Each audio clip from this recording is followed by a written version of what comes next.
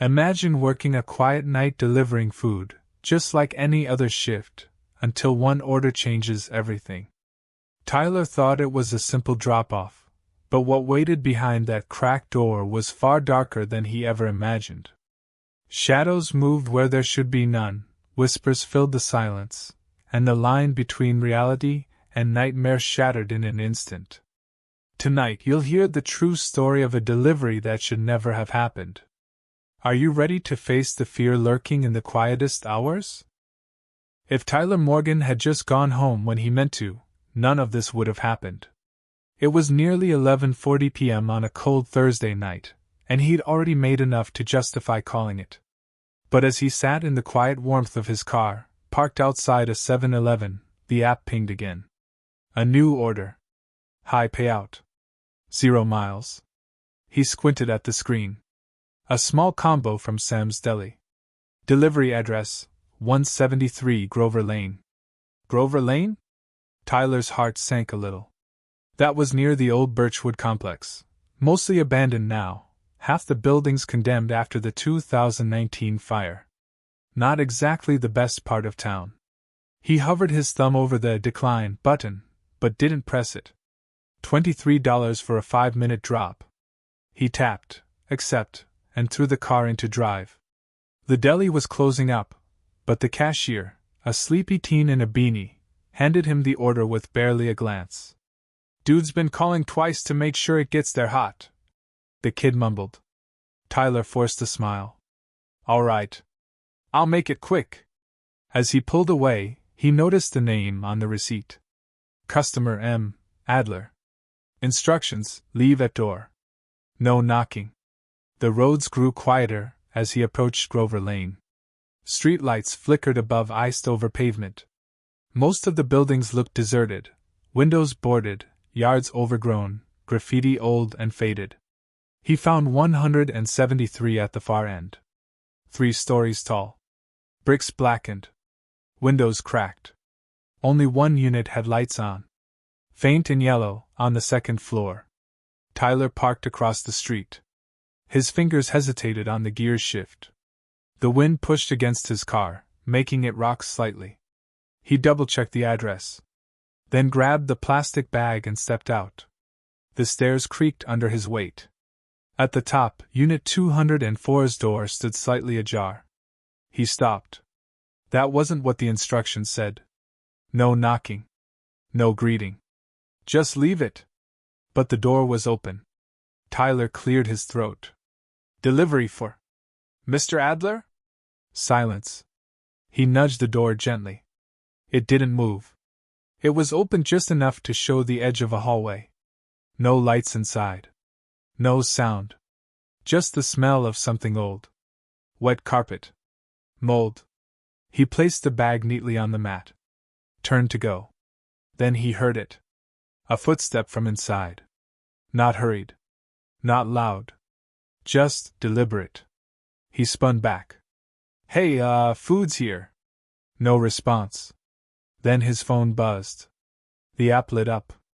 "Customer says order not delivered. Return to location or risk deactivation." Tyler stared at the notification. Then back at the door. It was open wider now. But no one had touched it. And from somewhere deep inside the dark hallway, a voice finally answered, low, barely audible, like someone trying not to wake the dead. "Come in." Tyler froze on the landing. He wasn't the jumpy type. He'd delivered to all kinds of places, rundown motels, sketchy back doors, even a guy living in a storage unit once. But this felt different. Wrong, in a way he couldn't name. "Come in," the voice had said. But when he looked back into the apartment, there was no one standing in the doorway. No silhouette. No shadow. Just that same dark hallway, stretching inward like a throat. He cleared his throat. I'm just gonna leave it out here, man." No answer.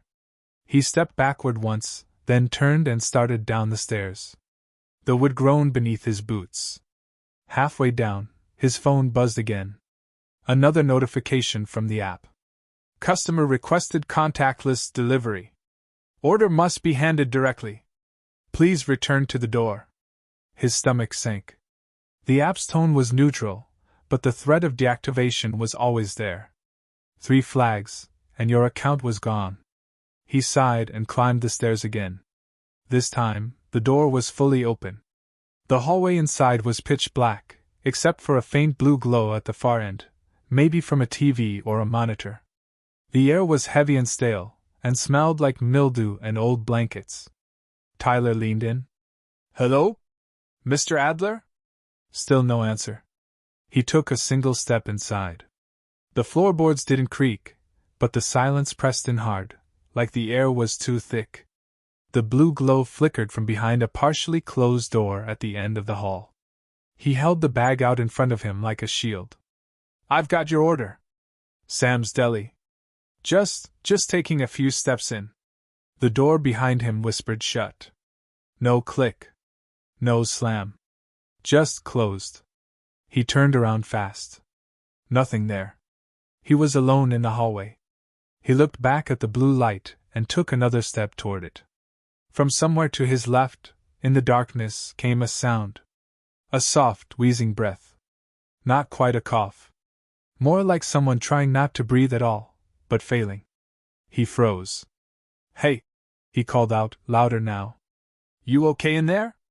A shape shifted at the edge of the dark hallway. He didn't move. Didn't breathe. The sound came again, a slow shuffle, like bare feet on dusty floorboards. Then, a voice, closer than before. Not behind a door anymore. Are you the delivery boy? The voice was cracked. Dry. Like it hadn't been used in years. Tyler didn't answer. He took one step backward. The hallway behind him was darker now than it had been just seconds ago. Like the shadows had thickened. Leave it on the table, the voice said. What table? Tyler whispered, but the words caught in his throat. There was no furniture. Nothing but peeling wallpaper and silence. Then he saw it. At the very end of the hall, just past the blue glow, a small folding table had appeared. He swore it hadn't been there before. One chair. And something sitting in it. Not moving. Not speaking. Just watching. Tyler's mouth went dry. From where he stood, the figure in the chair looked still. Too still. Not relaxed or slouched like someone watching TV. It sat upright, stiff, like a mannequin propped into place. The blue light flickered across its face, or what he thought was its face. It didn't seem to blink. He stepped back, pressing himself against the wall. His fingers itched to call someone, anyone, but he couldn't even remember if he'd put his phone back in his pocket or left it in the car. He glanced behind him. The hallway now looked longer than it had when he came in. The door was still there, but it felt farther away, like the apartment had stretched somehow. He looked back at the figure in the chair. Still not moving. But the deli bag was getting colder in his hand, and the app's instructions were clear: hand off directly. He stepped forward, slowly. 1 foot at a time. The shadows seemed to recede just enough for him to see the room better. There were no photos on the walls. No clutter. No noise except for the faint hum of the blue screen, which was not a TV, but an old desktop monitor, frozen on a login page that said, "Welcome back, Mr. Adler." The thing in the chair didn't respond to his footsteps. As he got closer, his stomach twisted. It wasn't just still, it was wrong. Its arms were too long for its frame. Its skin, even in the low light, looked too pale, almost paper-thin, like wax. The head was tilted downward slightly, the chin resting just above the chest. But Tyler could feel it watching him, even though its eyes weren't visible yet. He reached the edge of the small room. He spoke carefully. "Sir, here's your food." No response. He stepped forward and gently placed the bag on the corner of the table. The plastic rustled quietly. The moment he let go of the bag, the monitor behind the figure blinked. The screen changed. "Thank you for your service." The figure in the chair moved. Just slightly. The neck twitched. The head lifted, not with muscle, but like a puppet being pulled up by a string. Its eyes were wrong. No whites. Just milky, Flat gray orbs that didn't reflect light. Tyler staggered back.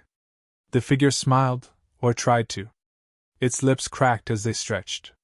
The skin split along the cheeks like old leather. And then it spoke. "You came back." Tyler turned and bolted for the hallway. But the walls were different now.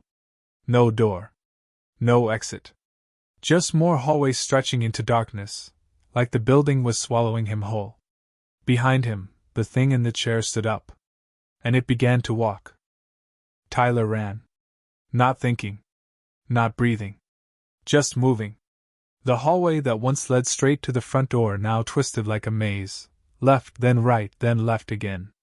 None of it made sense. The wallpaper changed between turns, peeling in some places, completely missing in others. The air grew colder the deeper he went. Behind him, he could hear it. Slow, dragging footsteps.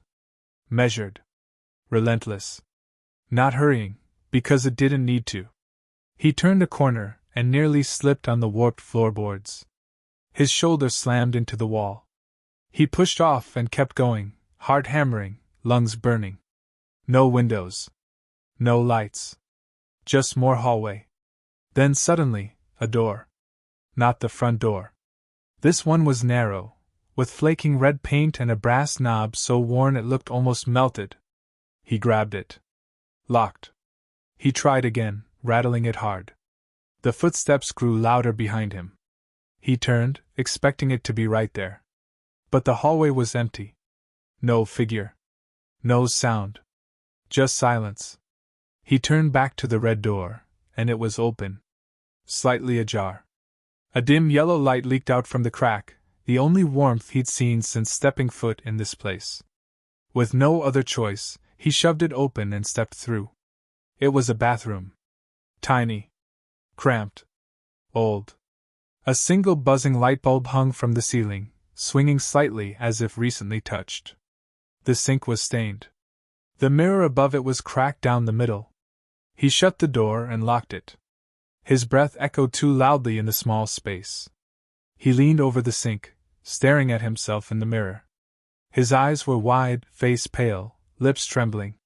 He whispered to no one. "What the hell is this place?" Then the light bulb stopped swinging. Stillness.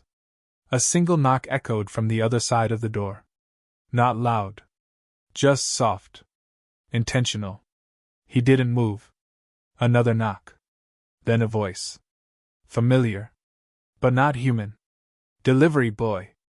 Tyler backed away from the door. The voice came again, quieter now. Mocking. "You didn't say goodbye." The doorknob jiggled. He held his breath. A long moment passed. Then the lock slowly turned. Click.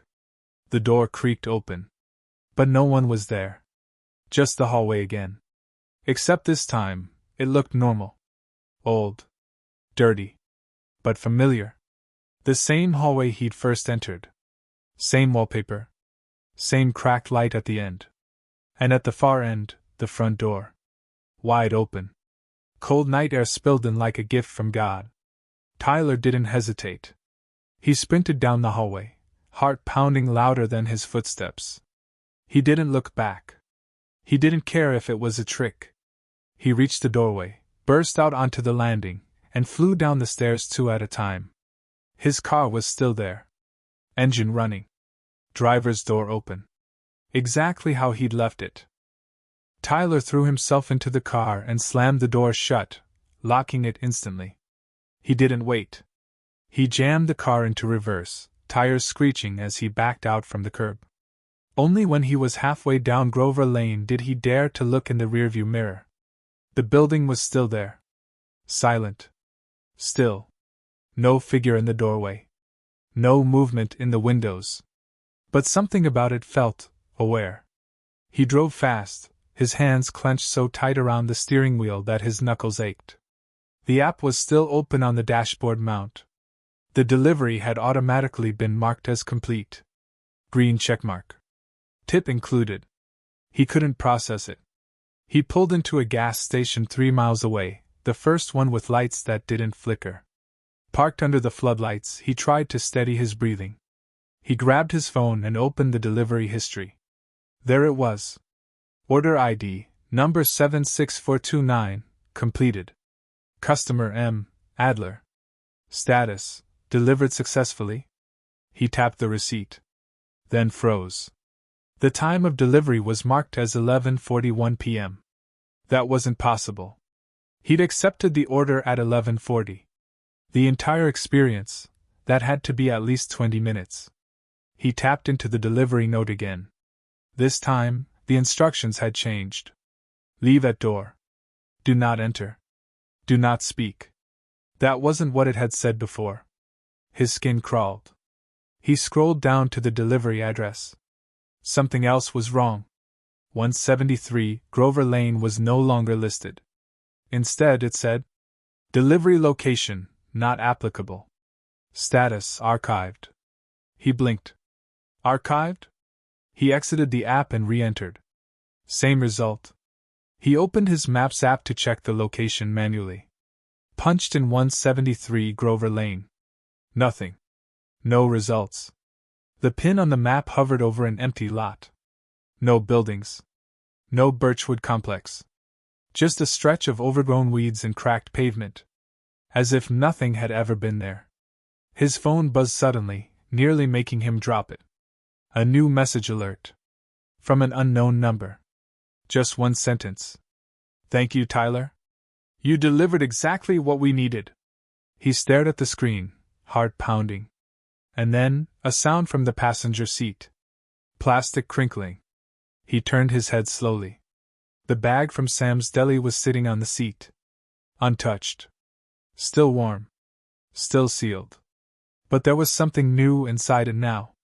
Sticking just barely out of the top, like it had been placed there after he left the apartment. A slip of receipt paper. He reached for it with shaking fingers and turned it over. Scrawled in black ink, not printed, were 4 words. Next time, come alone. Tyler tossed the receipt onto the floorboard and slammed the deli bag into the back seat like it was something filthy. He didn't want it near him. Not anymore. The roads were quiet now. It was past midnight.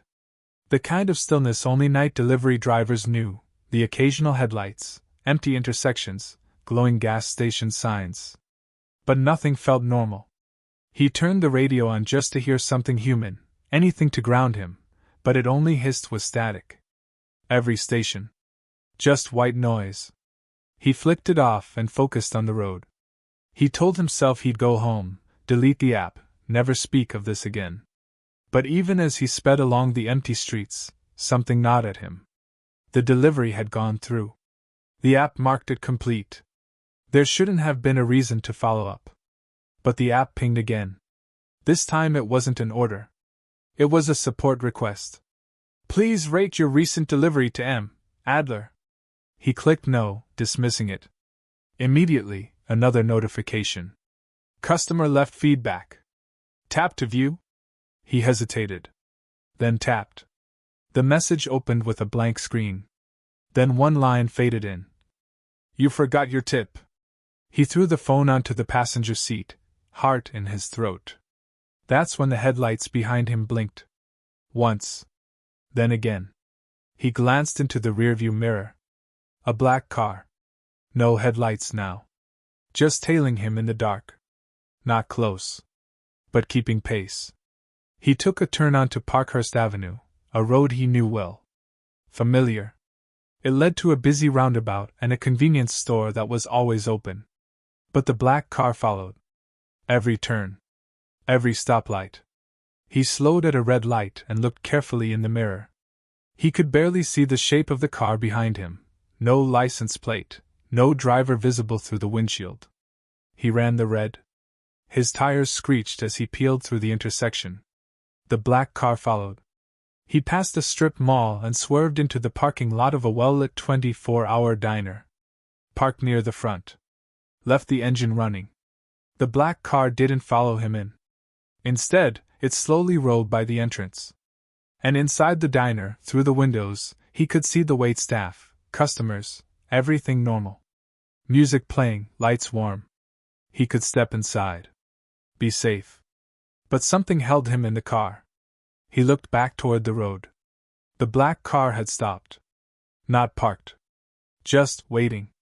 Then it turned off its lights. Vanished into the dark. He reached for his phone again. Another notification. New order available, Birchwood Apartments, Grover Lane. He stared. The address. Back again. Tyler didn't tap it. Didn't accept the order. Didn't move. He just stared at the screen, heart pounding in his ears. The address was there, bold and impossible. Birchwood Apartments, 173 Grover Lane, like it had never disappeared from the system. Like the app had been waiting for him to come back. Same customer. Same name. M. Adler. Same request. Leave at door. Do not enter. Do not speak. Tyler swiped the screen away.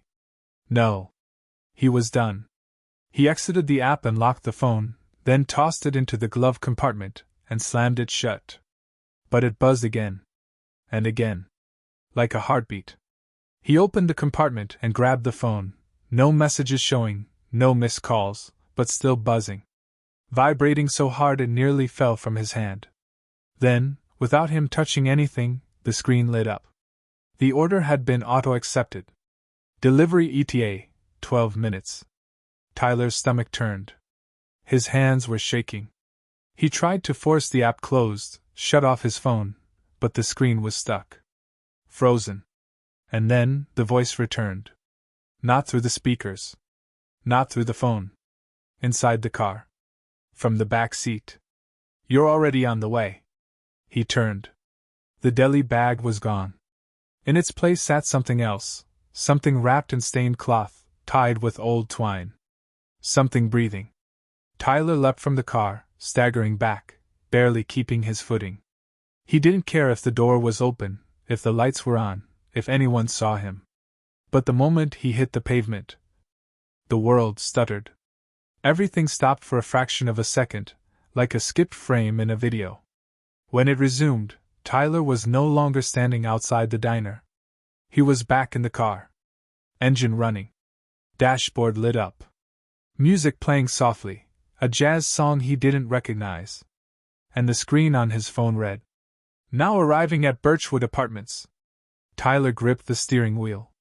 Outside the windshield, he could see it again. The crooked metal sign. Birchwood. The building stood exactly as it had before, old, broken, breathing in shadows. But this time, there were lights on in every window. Tyler stepped out of the car like a man approaching his own execution. The air outside Birchwood was heavy. Not just cold, wrong. The kind of chill that felt like it moved under your skin instead of over it. Every window in the building was glowing faintly yellow, as if the entire place had come alive while the rest of the town slept. Tyler didn't want to go in. But he also knew it didn't matter what he wanted. The moment he stepped onto the sidewalk, his legs felt pulled. Not physically. Something deeper. Like gravity had changed, but only for him. He approached the building, each step heavier than the last. No wind. No sound. The door opened before he reached it. Inside, the hallway was no longer flickering. The lights were steady now, humming softly, casting a golden tint on the stained wallpaper. The bag, the one he'd seen vanish from his back seat, was now in his hand. He didn't remember picking it up. But there it was. Warm. Too warm. He looked down. The receipt was sticking out again. Same words. Next time, come alone. He moved through the hall like he'd done it 100 times. This time, the numbers on the doors were visible. Clean. Polished. 1A. 1B, stairs. Up. The building felt different now, organized, presentable, like it was pretending to be normal. Playing house. The stairs didn't creak. The second floor smelled faintly of flowers. Then he saw it. 3B. Door slightly open. Inside, warm light spilled into the hallway. Classical music drifted from somewhere deep within. Piano. He stood there for a moment, listening. Breathing. Then, slowly, he raised a hand and pushed the door the rest of the way open. Apartment 3B looked nothing like it had before. It was clean. Immaculate. White walls, polished floor, silver picture frames. A long hallway stretched ahead, leading into a room he couldn't see. The smell of fresh food lingered in the air, herbs, garlic, lemon. None of it made sense. He stepped inside. The door closed behind him with a whisper. The bag was gone. Again. In its place, he now held a small black envelope. He hadn't seen it before. It had his name on it. Tyler. He opened it. Inside was a note, handwritten in perfect cursive. You were expected at midnight. Please don't keep the others waiting. Others? A faint laugh echoed down the hallway ahead. Then another voice joined it. And another. Too many. And every single one of them knew his name. Tyler inched forward, guided by the flickering glow coming from the end of the hallway.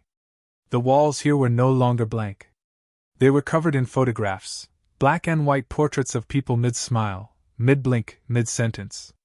None of them looked posed. None of them looked alive. As he passed each frame, he felt their eyes follow him. The hallway opened into a large dining room. And there they were. A long wooden table stretched the length of the room, set for what looked like a banquet. Crystal glasses, polished silverware, plates arranged perfectly. Sitting at the table were 10 people. All facing forward. All staring at him. Their expressions were still. Unblinking. Like mannequins. Except they were breathing.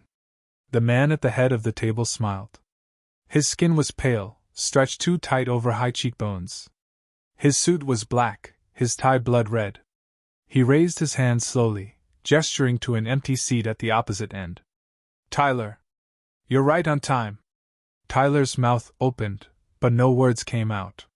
The air in the room had thickened, every breath felt like swallowing dust.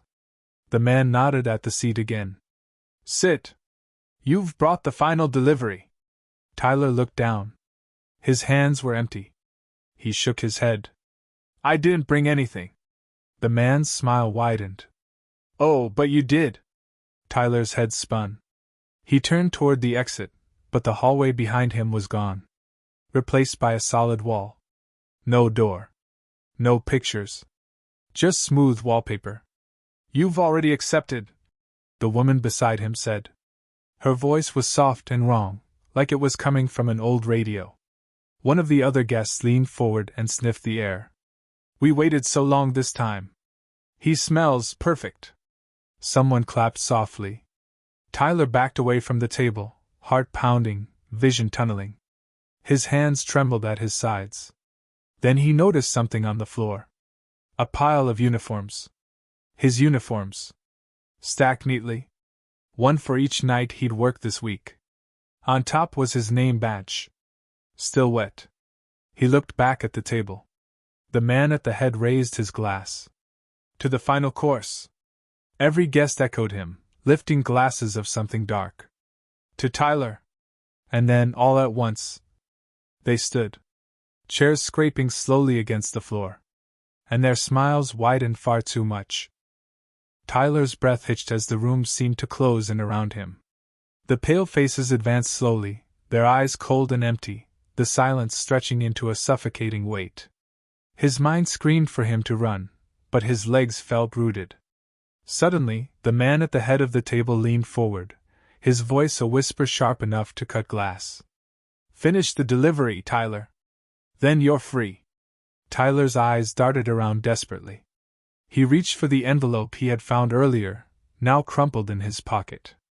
With trembling hands, he pulled out a small, folded photograph. It was a picture of a young woman smiling brightly, her eyes filled with light. Tyler didn't recognize her. But the man's smile twisted into something cruel. That is the last delivery you owe us. The room grew colder. Tyler's vision blurred. But suddenly, a noise broke through, the shrill sound of his phone ringing. He fumbled to answer. Tyler, where are you? It was his manager's voice, frantic and confused. Listen, Tyler gasped, voice shaking. I don't know where I am. I need help. The dining room flickered. The faces around him faded. The wallpaper dissolved into cracked paint and exposed brick. The table vanished. And suddenly, Tyler was back in his car, heart pounding, the engine still running. His phone screen displayed a missed call. Outside, the world was silent. He exhaled slowly, his hands finally loosening their grip on the wheel. The app was gone. The bag from Sam's Deli sat on the passenger seat, still sealed. Tyler started the car and drove away, never looking back.